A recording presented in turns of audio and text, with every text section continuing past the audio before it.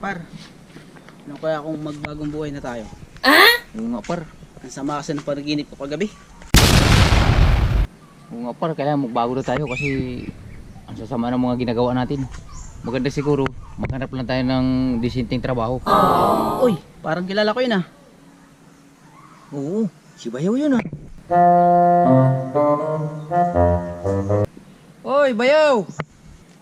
Nice! Oy, kumusta? Oy Bayaw, kumusta? Ito, okay lang. Kamo, kumusta naman? Ayun, ganun pa rin. Simula nag-iwalay-walay tayo, ganun pa rin, wala pa rin pagbabago.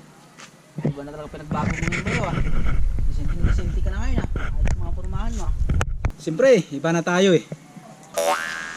Oh Bayaw, baka may bakante ka dyan trabaho. Oo, tamang-tama. Gahanap kami ngayon ng tao. Tumama ka na sa opisina namin, kaya interview ka ngayon namin. Tara! Bayaw, tuna ng pagkabata ta. Magkasama na tayo hanggang nagtirador tayo sa manok. Pero sa tagal natin na pagsama, hindi ko alam kung ano yung tinapos nyo.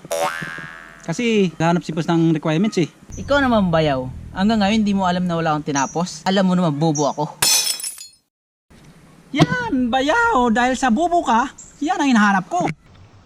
Yan, Bayaw, mo ka. Yan ang hinahanap ko. Kaya ako sa'yo Bayaw eh. Eh ikaw Bayaw, ano naman ang natapos mo? Ikaw naman Bayaw, di mo ba alam Bayaw? Mula magkaklase tayo ng kinder, di ba tumigil ako? Yan, Bayaw, dahil sa kinder ka lang, pasok ka na. Yan, Bayaw, dahil sa kindi, pasok ka na. Tanggap na ka mo. Buti par, may trabaho na tayo. Buti si Bayaw nag-interview sa atin. Kasi bobo tayo. Yun sana.